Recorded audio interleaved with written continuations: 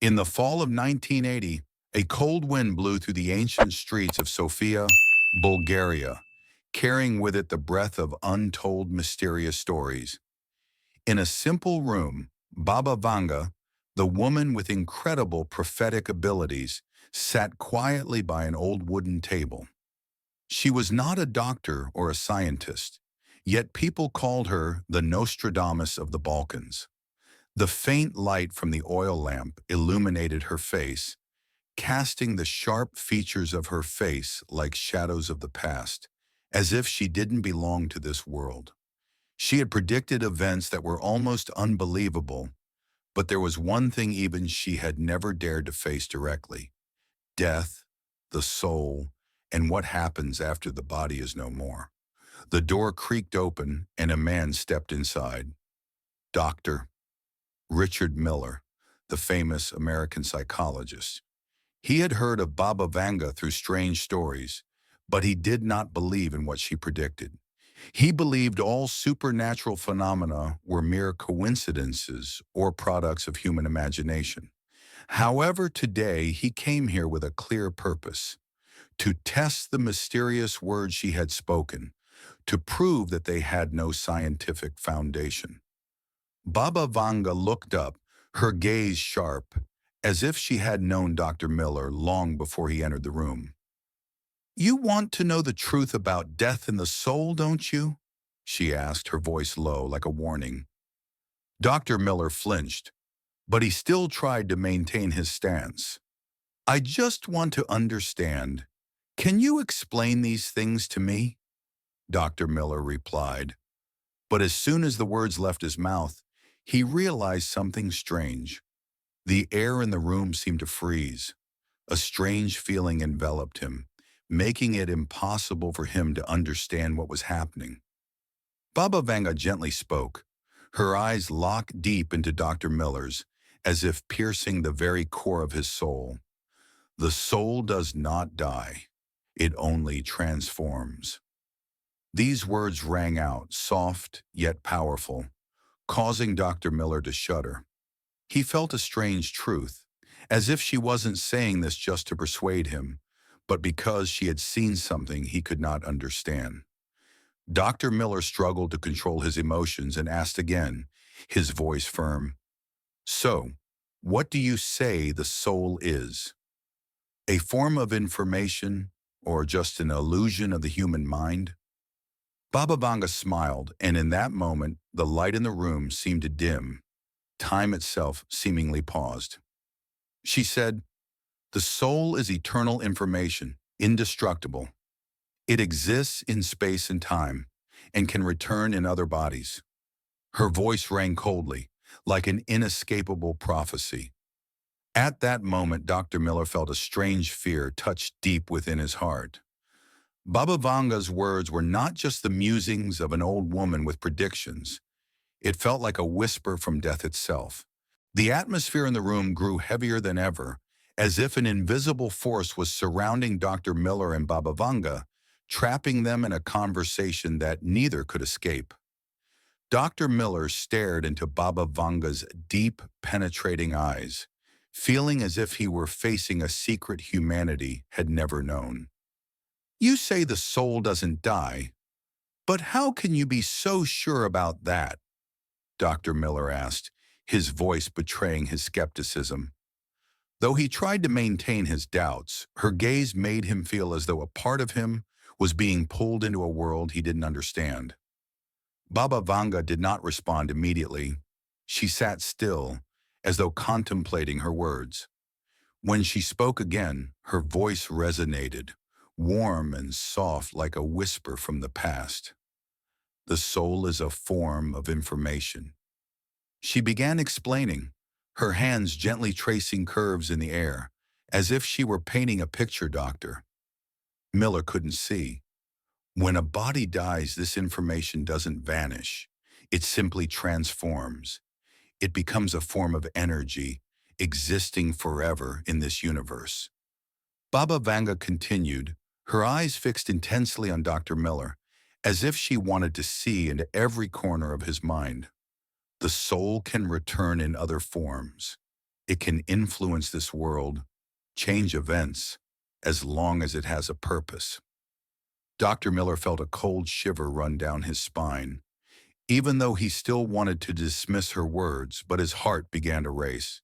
The theory of the soul transforming into energy was not just a supernatural story.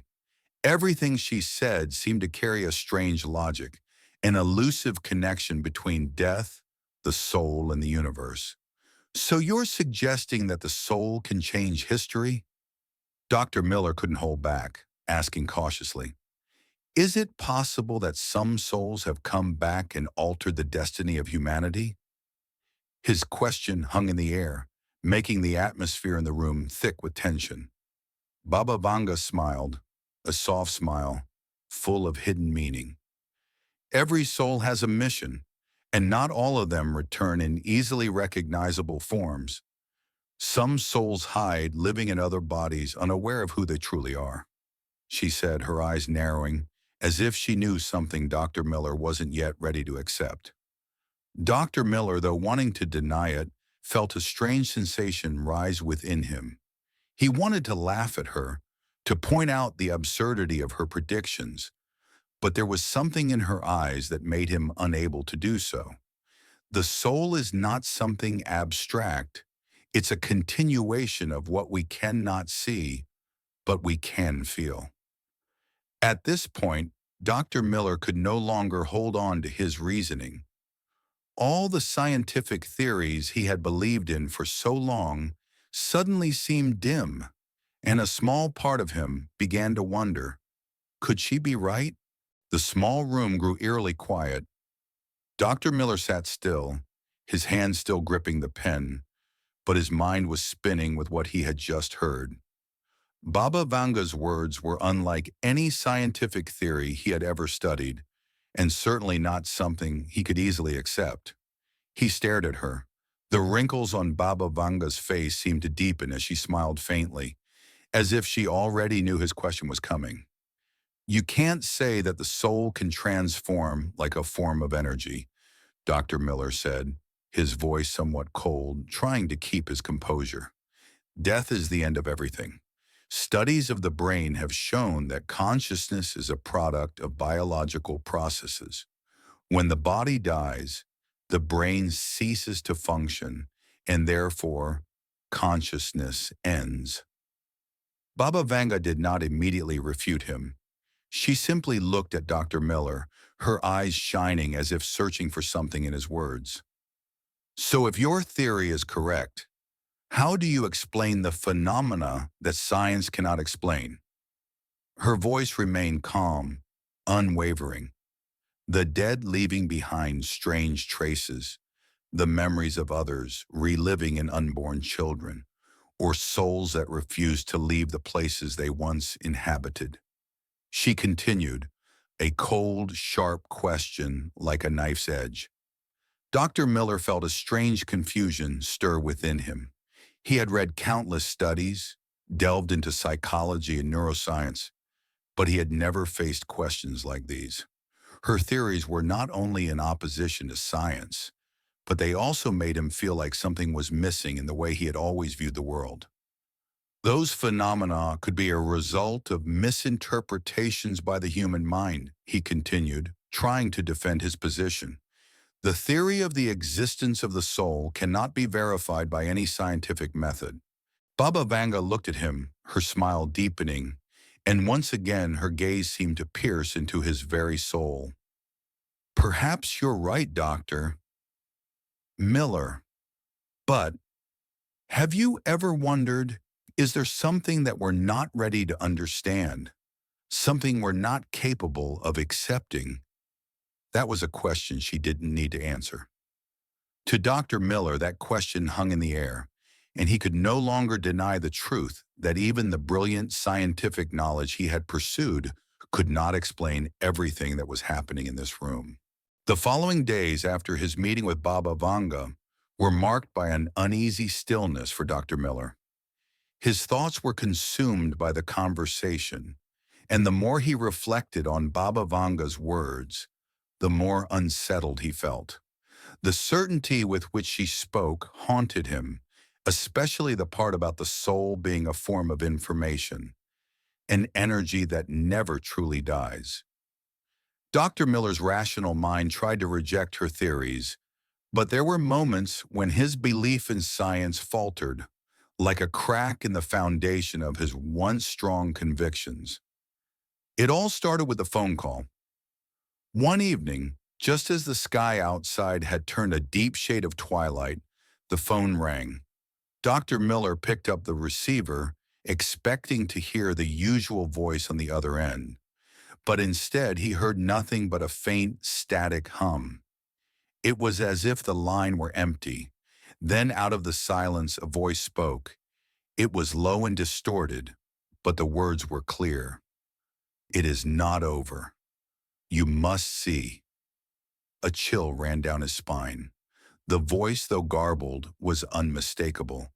It was the same voice he had heard when Baba Vanga spoke, that voice which seemed to echo deep within him, challenging his understanding of reality.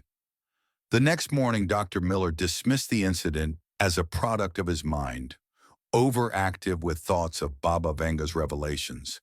But that evening, things took a far more eerie turn. As Dr. Miller sat in his office going over notes from his research, the temperature in the room dropped suddenly. The air became thick with an unnatural cold. He shivered involuntarily as he glanced over at the window.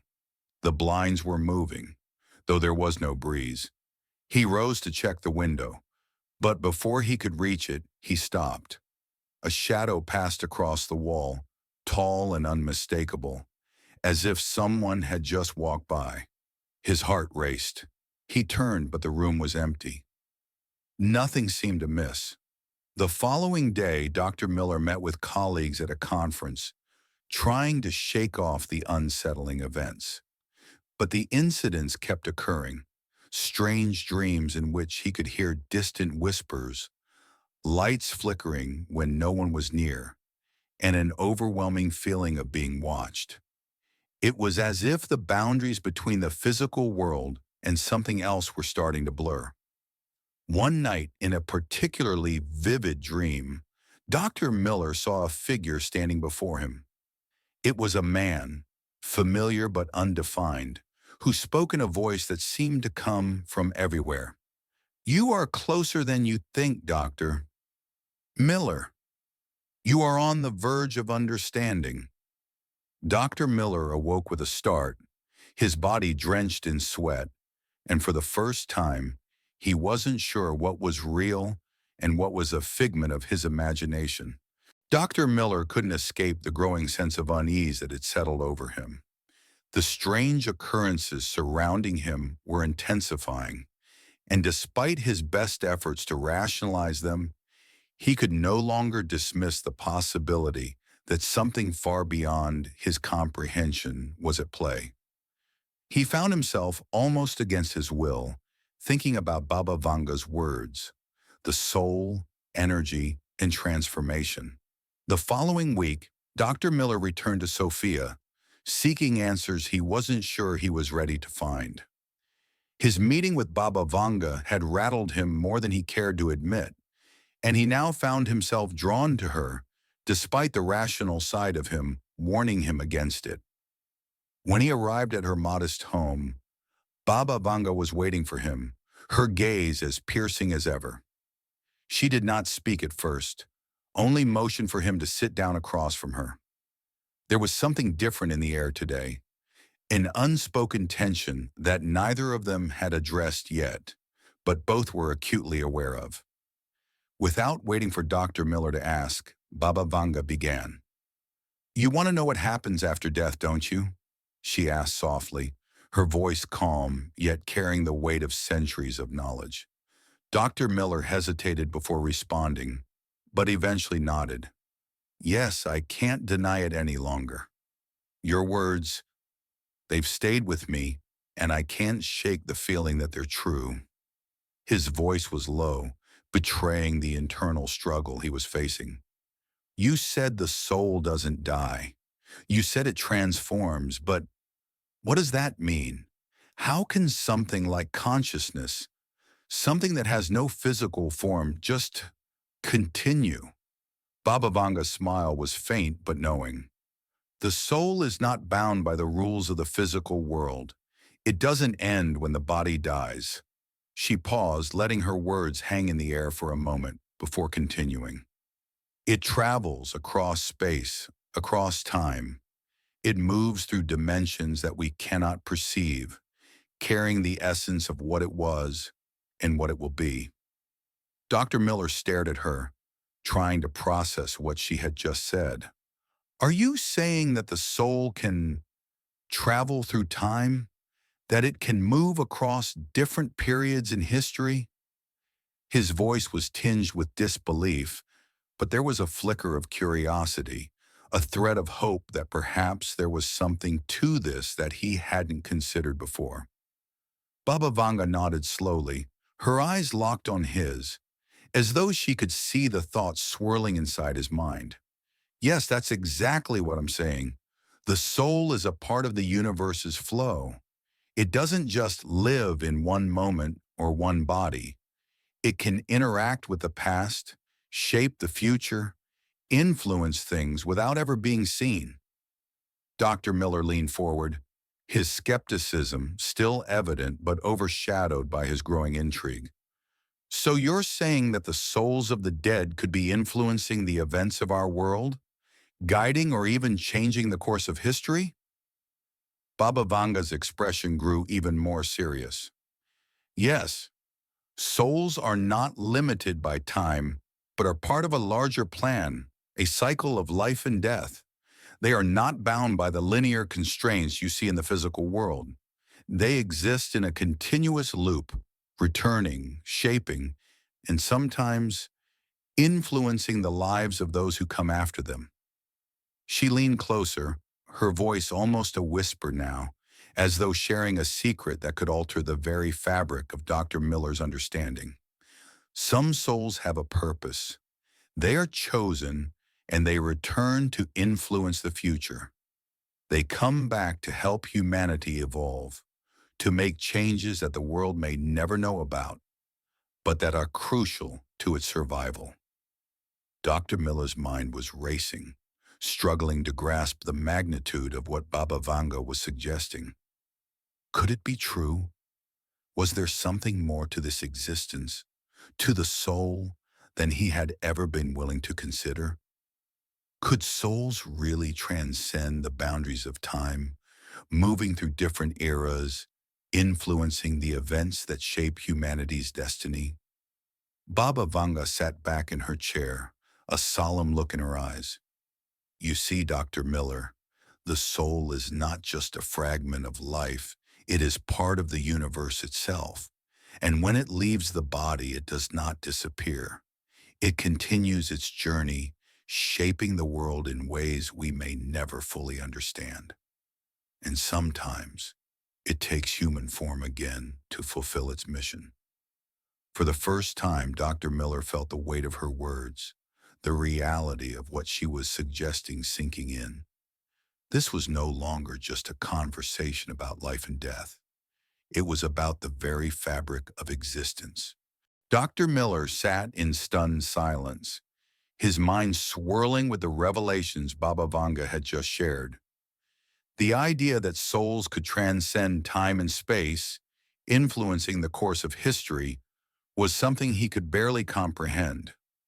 But what she said next was even more shocking, a twist in the conversation that threatened to unravel everything he thought he knew about life, death, and existence. Baba Vanga's eyes narrowed, and for a brief moment, she seemed to look beyond Dr. Miller, as though gazing into a distant future, or perhaps a distant past. There are souls, she began softly, that do not just return at random. Some are chosen. They come back for a purpose, a mission that transcends time, to guide humanity in ways we cannot fully understand. Dr. Miller's heart raced. He leaned forward, his voice shaking with disbelief. You're saying that some souls actually come back, reincarnate, and influence history in ways we don't even realize? Baba Vanga nodded solemnly. Yes, Some of the greatest figures in history were not just great because of their talent or intelligence. They were driven by something more, something beyond their physical being. Their souls had returned to fulfill a mission to change the course of events for the greater good of humanity. But how do you know this? Dr. Miller asked, his skepticism still clinging to him despite the mounting evidence. How can you be sure? How can anyone know this for certain? Baba Vanga's gaze locked onto his, steady and unwavering. Because I have seen it. I have seen the patterns of souls that return in different bodies, interacting with key moments in history. Some souls are destined to shape great movements, to push humanity toward progress, while others play quieter, more subtle roles, ensuring the survival of what was meant to be. A cold chill ran down Dr. Miller's spine as he tried to wrap his mind around what she was saying. So you're saying that historical figures like Leonardo da Vinci, Albert Einstein, or even figures from ancient history could have been the same soul returning over and over to influence the course of human civilization? Baba Vanga smiled, her expression both cryptic and knowing. Not just the famous ones. Every person who has ever made a significant change in the world carries a piece of this knowledge. But some souls are more influential. Their presence shifts the course of events, sometimes in ways we can't even detect until much later. Dr. Miller felt a sense of awe mixed with fear. If what Baba Vanga said was true, it meant that the boundaries between life, death, and reincarnation were far more fluid than he had ever imagined. His belief in the fixed nature of reality was beginning to fracture. Baba Vanga leaned in closer, her voice dropping to a whisper. And you, Dr. Miller, you may be part of this process as well. Your soul might not be here by accident. The questions you're asking, the doubts you hold, they are part of a much larger picture, one that you can't yet see. Dr. Miller's breath caught in his throat as he tried to absorb everything she had just said.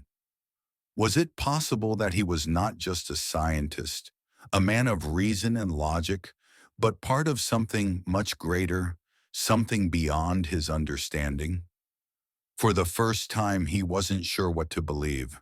The truth was elusive, slipping just out of his grasp. But Baba Vanga's words left an indelible mark on his soul, a mark he couldn't ignore, no matter how hard he tried. The room was charged with tension, thick and heavy, as Dr. Miller and Baba Vanga sat across from each other. The conversation had escalated, becoming a battle of ideologies, of faith versus reason, science versus the unknown. Dr. Miller, his mind reeling from everything he had heard, could no longer hold back. "This is madness," he said, his voice rising with frustration. "You can't just claim that souls return, that they influence history and control the fate of humanity. You're asking me to believe in something that has no scientific proof, no tangible evidence. Everything I've studied, everything I've dedicated my life to, tells me that there's no such thing as reincarnation, no such thing as a soul that transcends time." Baba Vanga sat calmly, her eyes never leaving his.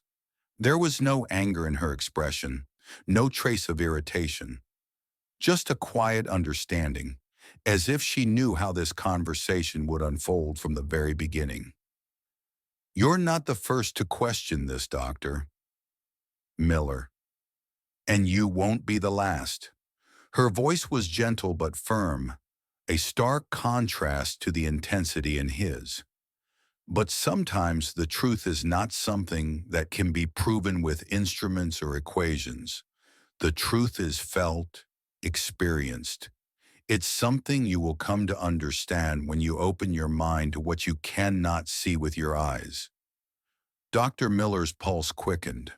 He stood up abruptly, pacing around the small room. His thoughts were a whirlwind of doubts, anger, and fear.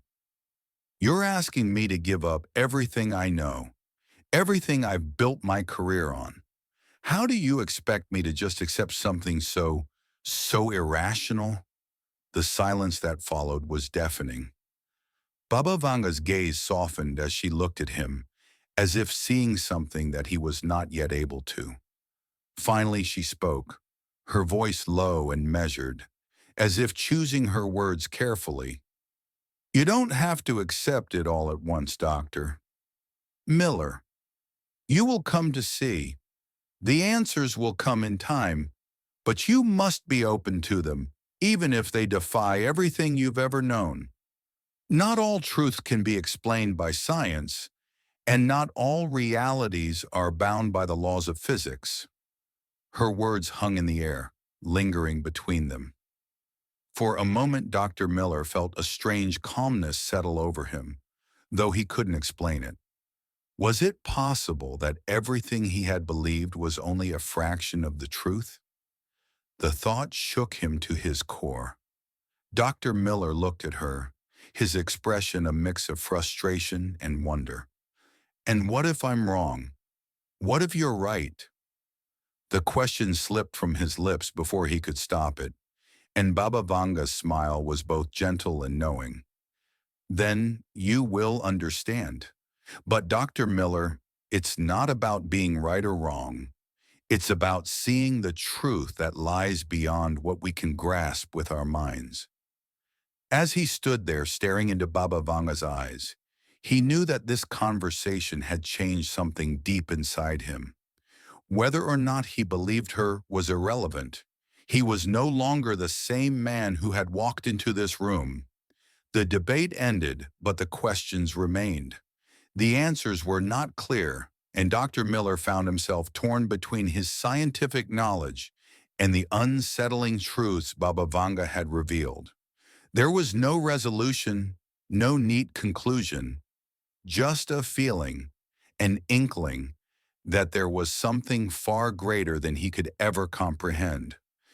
And perhaps that was the most unsettling truth of all.